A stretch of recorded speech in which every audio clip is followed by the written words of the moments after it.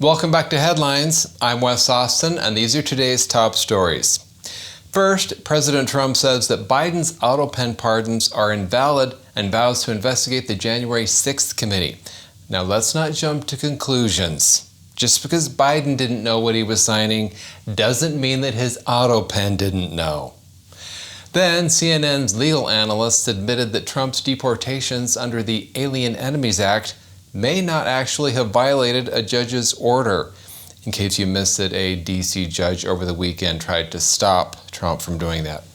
I bet that judge would overrule himself in a second if those gang members happened to show up at his daughter's wedding rehearsal dinner, don't you?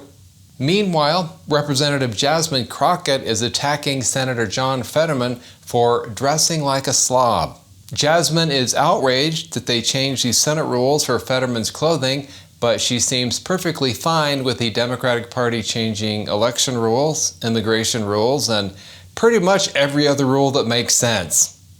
And finally, the New York Times admitted that the public was misled about the origins of COVID-19.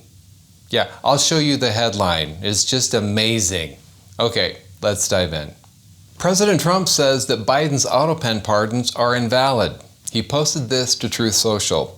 The pardons that Sleepy Joe Biden gave to the Unselect Committee of Political Thugs and many others are hereby declared void, vacant, and of no further force or effect because of the fact that they were done by auto pen.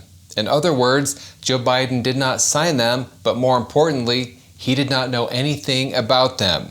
The necessary pardoning documents were not explained to or approved by Biden. He knew nothing about them, and the people that did may have committed a crime. To be fair, with Biden's diminished mental capacity, explaining pardons to Biden is like explaining quantum physics to a goldfish. If they had to get Biden's actual consent, these pardons never would have been signed. Trump said that the January 6th House Select Committee will be investigated. The January 6th committee has responded to criticism of their investigations. They insist that they weren't destroying evidence, they were simply aggressively recycling. Now, the real legal question isn't whether auto pen pardons are valid. The real question is whether Jill Biden's auto pen pardons are valid. A CNN legal analyst said that President Trump may not have violated a federal judge's order blocking the deportation of Venezuelan gang members. U.S. District Judge James Boasberg issued the order on Saturday, but was told 2 deportation flights were already en route to El Salvador and Honduras. While the White House denied defying the order, CNN said that it depended on the planes' locations when the judge issued his directive. At the moment the judge gave the order, he said in court on Saturday afternoon, I want you to not fly anyone out of here, or if the flights are already in the air, I want you to turn them around. At that very moment, where were the airplanes? If they were on the ground in the United States, then yes, there was a defiance of the order. If they had already landed in El Salvador, then no, there was no defiance of the order. It was already too late. So Biden flew in Venezuelan gang members like it was Southwest Airlines open seating, but Trump's deportation flights? Nope, that's where the gavel drops. If we let these gang members leave, who's going to run the apartment buildings in Colorado? Jasmine Crockett is slamming John Fetterman for dressing like a slob.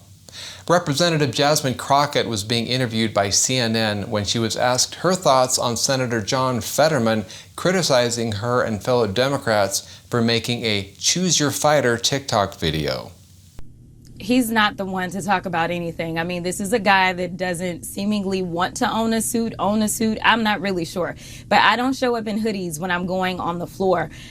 So Crockett's mad at Fetterman wearing a hoodie to work. That's rich coming from the party that was content having a guy that wears diapers as president for the past 4 years.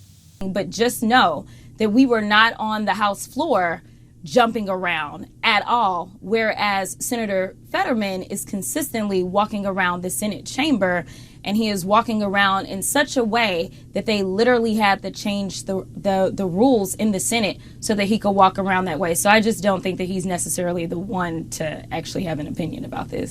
Crockett and Fetterman are fighting over who's the biggest embarrassment. Don't worry, guys. Maxine Waters has still got that one covered. The New York Times is finally admitting that the scientific community misled the public about the origins of COVID-19 by suppressing evidence that pointed to a Wuhan lab leak.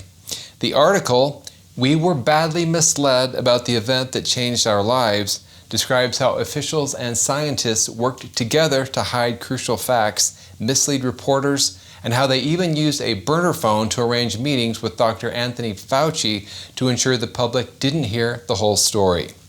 The New York Times, news that you can count on 5 years after it happens. Up next, breaking news from the New York Times, the Hunter Biden laptop may not be Russian disinformation after all. Thanks for watching Headlines. I'm Wes Austin. Good night.